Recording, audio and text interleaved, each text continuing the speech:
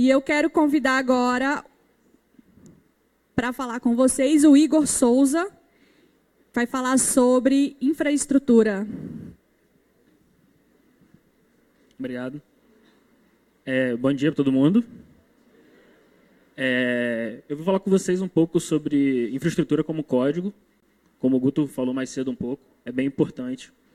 E eu botei esse nome aí, You Build It, You Run It, porque é um problema muito grande que a gente tem lá onde eu trabalho, na Estônia, é que a galera de desenvolvimento... Quem é dev aqui? Levanta a mão, por favor. Caraca, bastante gente. Quem é de infra? Alguém não é nenhum dos dois, de negócio? Você é os três, caraca, beleza. Lá é muito comum a galera desenvolve, chega em algum momento e fala, preciso colocar em produção para ontem, e aí joga o código assim por cima do muro, e a galera de infra tem que sofrer lá. Esses dias mesmo alguém chegou e falou, preciso botar um código em Clojure em produção. O cara virou para mim e falou, o que é Clojure? Eu falei, beleza, vamos descobrir. E aí a ideia dessa apresentação é dar uma solução, meio que passando a responsabilidade para o desenvolvedor. Mas assim, eu vou dar uma sugestão também para a galera de infra não ficar desesperada, achando que o dev vai poder fazer o que ele quiser. Então, primeiro a agenda. Essa aqui é a agenda que a gente vai seguir. Eu vou criar um probleminha para vocês, depois eu vou explicar o que eu chamei de deploy raiz. Vou falar um pouco de infraestrutura como código e o deploy Nutella ali, que são 3 ferramentas, e umas dicas rápidas que eu acho que é legal a gente ter em mente. Menos importante, mas deixa eu me apresentar, né? Quem sou eu? Meu nome é Igor Souza. Eu coloquei desenvolvedor de infraestrutura porque eu realmente não sei direito como me chamar lá dentro. Eu desenvolvo, mas eu também tomo conta de infraestrutura e tomo conta da parte de automação. Então, tem gente que chama de desenvolvedor de infraestrutura, analista de infraestrutura, DevOps, chama como quiser. Eu tenho meu e-mail ali, meu arroba, vocês podem encontrar em qualquer lugar, Twitter, LinkedIn, meu blog, qualquer coisa vocês vão achar pelo nome assim. Falar rapidinho da Stone. A Stone é um grupo, na verdade, são 5 empresas. E aí a gente tem mais de 2.600 pessoas, eu acho que a gente já passou de 3.000, na verdade, mais de 600 pessoas só de TI. Tá? Esse 1.500 repositórios pertence a uma empresa só, que é a que eu utilizo mais durante o dia. 1.700 pipelines usando o GoCD. E a gente tem um PAS próprio, que é usando o Tsuru, da Globo.com, não sei quem conhece. E a gente tem 2 data centers hoje nos Estados Unidos, e a gente está brincando de subir uma cloud privada usando o OpenStack VIO. Apresentar o problema para vocês aqui rapidinho. Como eu falei mais cedo, a ideia o desenvolvedor fez lá o código dele, em algum momento passaram para ele que esse projeto ia para o ar dia 1º de janeiro do ano que vem. E aí hoje, agora, o gestor dele chega para ele e fala assim, cara, preciso disso no ar até a hora do almoço, em produção. São 10h48, se meu relógio não estiver errado, e vamos ver como que ele faria isso numa forma padrão, né? Uma forma, acho que o mais normal no mercado hoje, que é o que eu chamei aqui de deploy raiz. A primeira parte seria criar a máquina.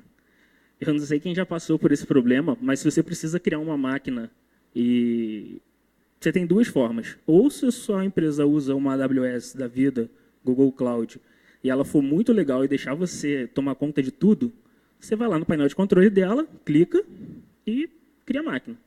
Só que assim, você tem que saber que máquina você vai criar. Qual o sistema operacional, quantos gigas de RAM, disco, você tem que se preocupar com isso tudo.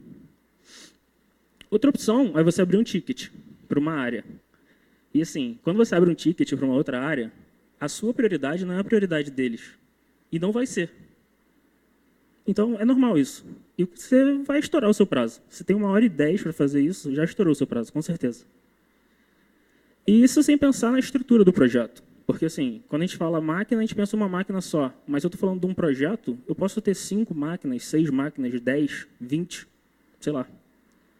Aí, beleza. Você conseguiu convencer o cara lá de que isso é importante para a empresa, que ele vai criar a máquina na hora para você. Meia hora o cara criou a máquina para você e te entregou. Agora você tem que configurar essa máquina. E aí, como é que você configura uma máquina? Provavelmente tu vai pegar lá uma documentação legada, porque ninguém atualiza a documentação nunca. Vai seguir passo a passo. Em algum momento você vai errar um código que você esqueceu, vai pular uma linha e beleza. Mais 2 horas que você perde da sua vida aí tentando descobrir o que você errou, repetindo todos os passos. Se você der muito azar, mata a máquina, faz de novo e torce para funcionar. O terceiro e último passo é o deploy. Teoricamente, se a sua máquina está configurada, é o mais fácil. Você vai botar lá. Se você fizer um deploy manual, você pega lá o zip ou, sei lá, a linguagem que você estiver usando, faz o deploy. Se estiver usando um Jenkins, um Travis, alguma coisa, manda executar lá o pipeline. Provavelmente você vai ter erros como aquela lib que na sua máquina deu problema e você ficou 2 horas no Stack Overflow procurando. Então, você não documentou isso. Ninguém documenta. Quem é que documenta diariamente os erros que vocês acham? Viu? Diferente, né? Ninguém levanta a mão. Pois é, isso é um problemaço. E aí que entra a nossa infraestrutura como código. Mas o que é infraestrutura como código? Por quê? Qual é a ideia? Tem várias formas, várias formas que as pessoas pensaram de explicar isso. Eu já ouvi umas 10 formas diferentes. E a que eu gostei mais é o seguinte: roubar conhecimento do desenvolvimento de software. Por quê? O desenvolvimento de software avançou muito rápido em pouco tempo. A infraestrutura não. Ficou bem parada, bem legada, tanto que a gente agora começa a falar sobre codar. Mas assim, todo mundo que mexe com infraestrutura tem aquela sua pastinha lá de shell script para fazer algumas coisas básicas. Mas assim, por que não fazer isso de uma forma estruturada? Por que não escrever aquilo ali de um jeito onde qualquer outra pessoa possa refazer? E mais, como ninguém levantou a mão aqui, quando você faz a sua infraestrutura como código, a sua documentação está viva. Porque se em algum momento eu viro para você e falo, cara, o que está rodando nessa infraestrutura? Você me dá o código, eu consigo ler e entender tudo que está rodando ali. Eu não preciso me preocupar em achar a pessoa que configurou o hproxy daquela máquina ou qualquer coisa do tipo. E aí, quando a gente fala de código, de pegar conhecimento emprestado, a gente fala de reaproveitamento. Todo mundo que é dev, que levantou a mão aqui, levanta a mão quem nunca pegou uma lib, um pacote, uma gen no GitHub, colocou no projeto, sem ter ideia do que estava rodando ali por baixo. Só leu o readme, bola para frente. Nunca? Parabéns. Então, a ideia é essa mesmo. Por que no código, no software, eu posso fazer isso e na infraestrutura não? Eu não sou a melhor pessoa do mundo para configurar um Postgres, por exemplo, que é o que a gente vai usar aqui. Mas eu tenho certeza que alguém é muito bom nisso, pode fazer, vai colocar open source, e eu vou seguir o mesmo padrão que eu sigo para desenvolver. Eu vou olhar lá o número de estrelas, quanto tempo tem que atualizou, se a versão está batendo com a versão atual. Eu pego aquilo ali e simplesmente reutilizo. E aí, assim, quando a gente fala de reutilizar código, a gente pode passar a falar de automação. Se eu consigo pegar de algum lugar o código, baixar e executar ele, passando alguns parâmetros, eu posso automatizar isso. Eu boto no meu CI, no meu CD, crio um catálogo de serviços. É bem comum para a galera que é freelancer fazer um catálogo de serviço com um código de infraestrutura. Então, beleza, agora que a gente já sabe a ideia da infraestrutura como código, vamos falar do deploy Nutella. Eu separei o deploy Nutella em 3 partes, tá? Segue mais ou menos a estrutura do deploy raiz, com uma pequena modificação. E o primeiro que a gente vai falar é o Terraform. A minha ideia aqui não é que ninguém saia sabendo tudo de nenhuma das 3 ferramentas que eu vou falar, tá? E isso aqui também não é a melhor forma de fazer. Eu só quero apresentar para vocês e deixar claro que existe possibilidade de juntar ferramentas de acordo com a sua necessidade. Nesse caso aqui, o Terraform ele é uma ferramenta de provisionamento de infraestrutura que você encontra no site deles. Eu, particularmente, não gosto desse nome. Eu acho que ele é uma ferramenta de provisionamento de serviços. A gente pode trocar uma ideia depois, quem quiser, sobre isso. E ele é chamado de tipo um workflow padrão para múltiplos servidores. Então, assim, você pode usar ele com AWS, com Google Cloud, botei aqui, tem o OpenStack ali no meio, Docker, AWS, MySQL, GitHub. Por que eu não gosto de chamar ele de aprovisionamento de infraestrutura? O GitHub não é infraestrutura, pelo menos eu não considero. Mas, assim, eu posso manter todos os meus repositórios pelo Terraform. Então, eu consigo chegar lá, rodar o meu código do Terraform e criar repositórios no meu nome. Ou deletar. E aí eu coloquei um exemplo aqui, bem simples, para vocês terem uma ideia, e realmente esse código funciona. É um recurso, eu chamo um plugin, que o Terraform, as últimas versões estão trabalhando com plugin. Eu chamo ali do DigitalOcean e passo um nome para ele. E as variáveis vêm de um arquivo que está na mesma raiz, no mesmo diretório desse arquivo aí. A única coisa que o Terraform pede para você é que esteja salvo num .tf. Está salvo no .tf para ele, beleza. Só tem que estar dali para baixo. E vocês podem ver ali que eu passei o nome da máquina. É bem explicativo o código. E na documentação dele está bem assim também, está bem simples. E o que é legal perceber, que eu vou explicar daqui a pouco o porquê, é que eu criei a tag, passei ali a referência da tag, e depois eu criei o recurso chamado tag. Na maioria das ferramentas, provavelmente isso daria problema, se ela não for compilada, que é o caso do Terraform. Esse código em específico é o nosso Docker Host, e tem o código do Postgres. Vocês podem ver que a gente tem os mesmos padrões, os mesmos valores, tudo bem parecido, só troca a tag lá embaixo e eu troquei o ID. Eu poderia trocar a variável, no caso, se eu quisesse uma variável de Postgres com um tamanho diferente. E aí o Terraform ele tem 3 comandos principais, esse não faz parte. Geralmente você usa o init, o plan e o destroy, mas esse é um comando que eu acho muito bacana, porque o que ele faz é exatamente o que está no nome dele. Ele cria um gráfico para você. Um gráfico de quê? Se você rodar esse comando que está aqui embaixo, ele cria esse gráfico, que eu não sei se vocês conseguem ver. Dá para ler? Isso dá para ver, né? Então, esse gráfico é um gráfico de dependência. É o que o Terraform usa para saber o que ele precisa criar primeiro e o que ele pode paralelizar. Então, se você precisa aumentar a performance do seu código de alguma forma, você pode usar isso. E ali é tipo assim, eu não sei se aqui tem. Enfim, o primeiro ali de baixo, que é o DigitalOcean, para ele é o seguinte, eu preciso do DigitalOcean para criar qualquer coisa. Então, eu preciso, quando isso aqui estiver ok, beleza. Aí ele vai criar a tag, depois que a tag estiver ok, aí ele cria a máquina. Por isso que não importa muito a ordem que eu escrevo as coisas, porque quando ele compilar, ele vai montar essa árvore e vai resolver para mim. Eu coloquei um videozinho aqui, mostrando rapidinho se passar. Não passou? Ah, passou. Mostrando como é que ele funciona. No final ali, ele vai me retornar o IP das 2 máquinas. E vale comentar que o Terraform aceita JSON, mas ele não é recomendado. A HashiCorp fala para você só usar JSON quando vier de uma máquina. Mas assim, se aceita JSON, você consegue pensar em como brincar com isso. E aí no finalzinho ali ele mostrou, vocês verem, tem o IP lá embaixo e as 2 máquinas lá em cima. A segunda parte que a gente separou aqui é o Docker. Alguém aqui não conhece Docker? Caraca, que bom. Então, todo mundo conhece, né? A Docker é uma ferramenta de empacotamento de uma aplicação, podemos dizer assim. Cada container mantém isolado e o overhead dele é bem baixo.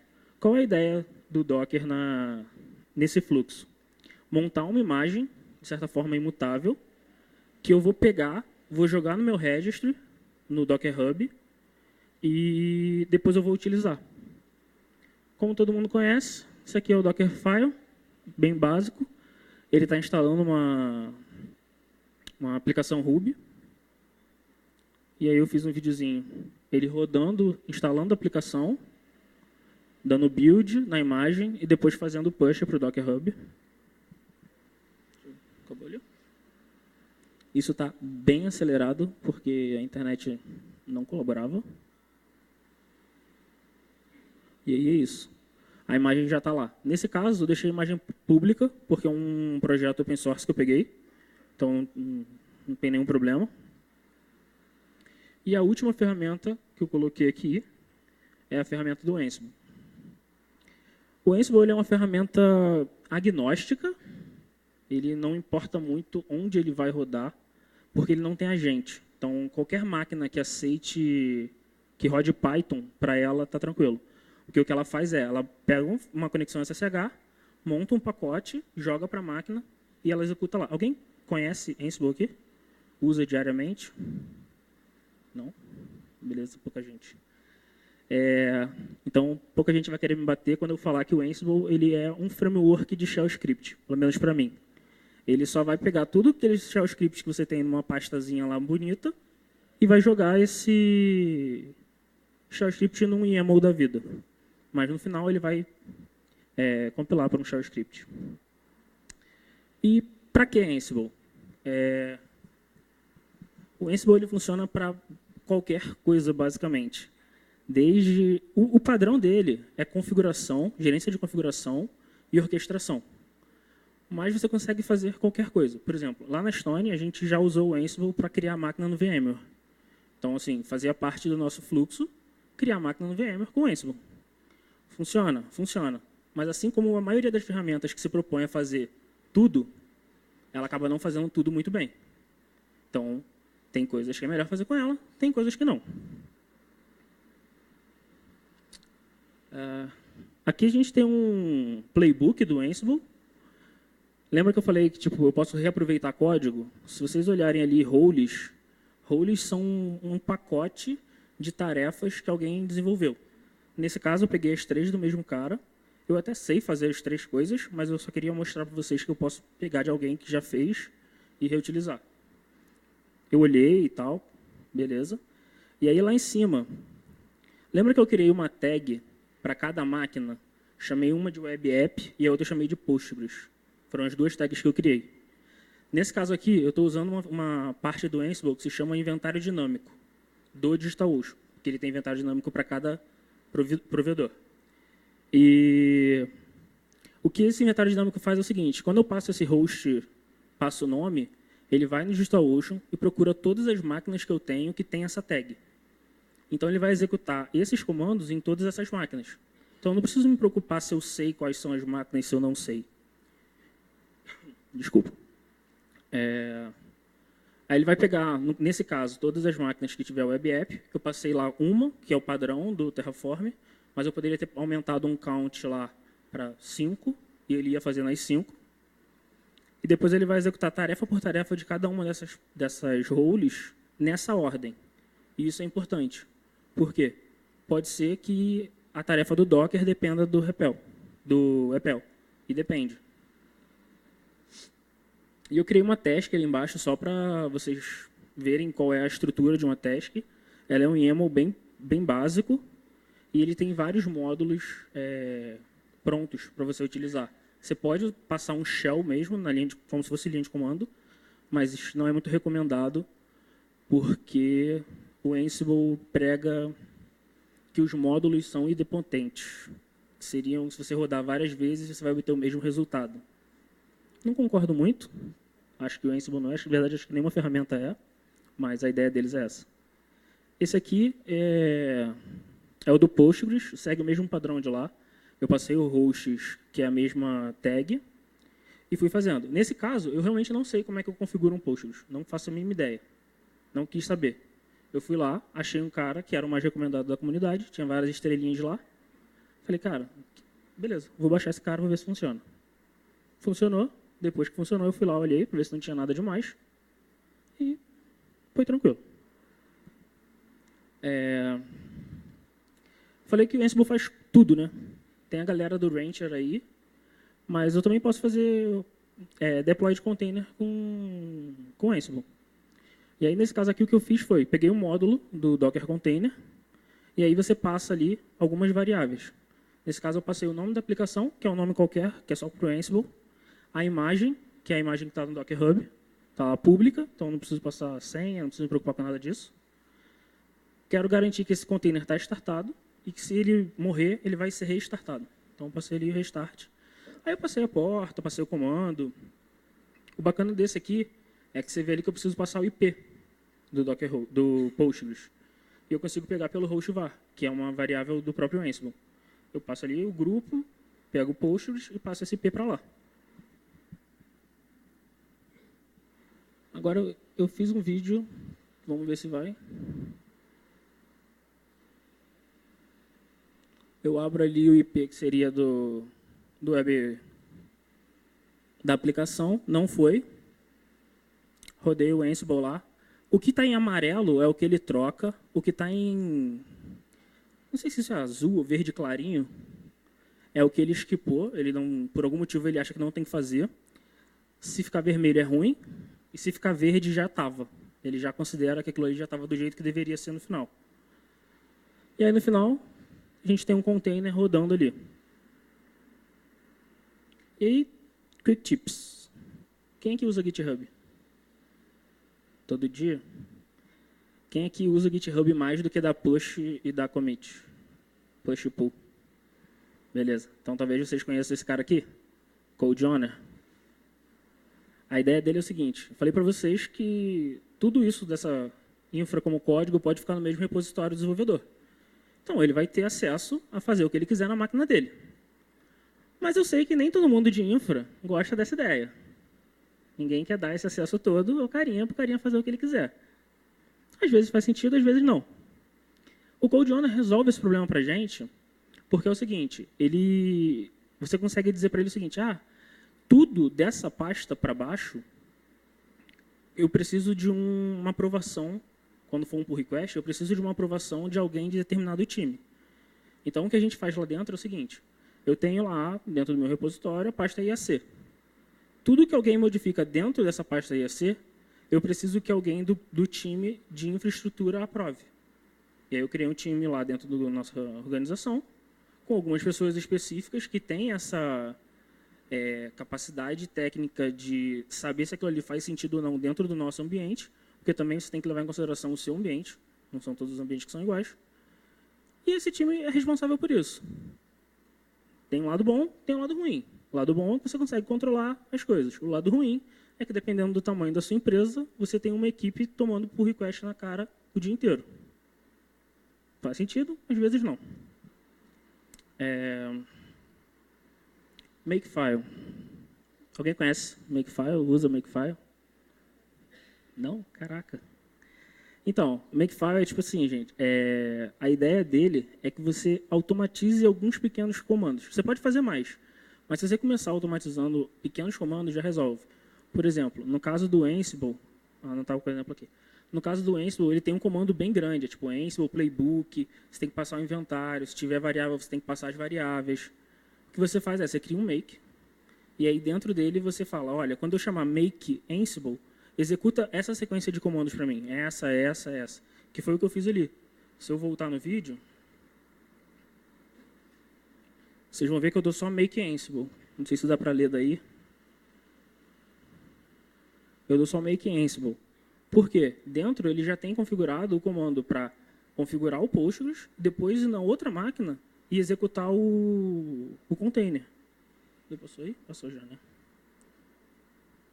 Então, a ideia é que você, tendo o seu Makefile bem feito, bem organizado, quando você pegar isso, e aí é o próximo slide, e jogar num CD da vida, num CI, qualquer um deles, você não precisa se preocupar em qual comando você vai escrever.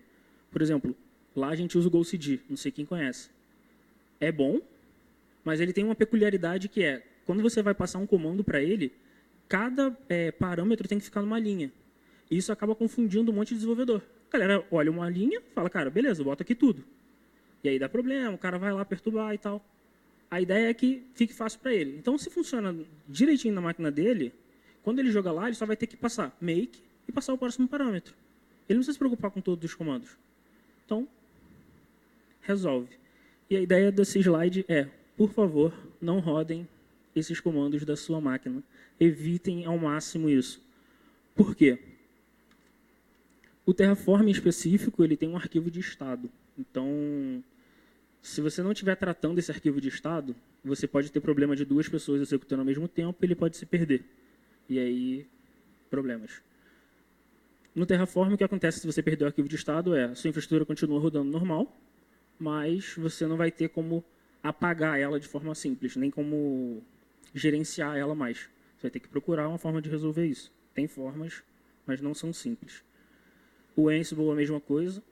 Apesar de o Ansible funcionar tranquilo, executando da própria máquina, acho que não faz muito sentido você ter uma pessoa que executa da máquina, ao invés de ter um pipeline bonitinho automatizado. Lembrando sempre lá da ideia de automatizar tudo. E eu acho que é isso. Alguém tem alguma pergunta?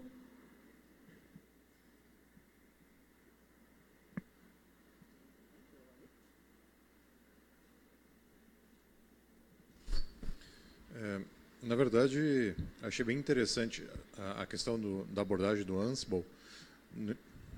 Apesar de a gente geralmente ver o pessoal comentando do Puppet. Daí eu queria a tua impressão de por que tu foi para Ansible e não Puppet. Dá um overview aí da tua avaliação das duas ferramentas, se tu acredita que elas são similares e se não são, o quê? Isso que eu queria ouvir. Tá. Ansible e Puppet. Não acho que elas servem para o mesmo objetivo. Tá? A ideia do Puppet é você assegurar alguma coisa. Tanto que, se eu não me engano, eu não tenho muita familiaridade com Puppet. Você não consegue fazer condicionais. Você até consegue, mas não é recomendado pela Puppet. Tipo assim, se um arquivo existir, você faz tal coisa. Pelo pouco que eu vi, eles não gostam muito quando você faz isso. Porque a ideia do Puppet, você compila, você tem lá aquele catálogo bonitinho. Se deveria existir esse arquivo, o Puppet vai colocar. Se ele não deveria existir, ele não vai estar lá. Então, a ideia é que o Ansible você vai manter aquele estado.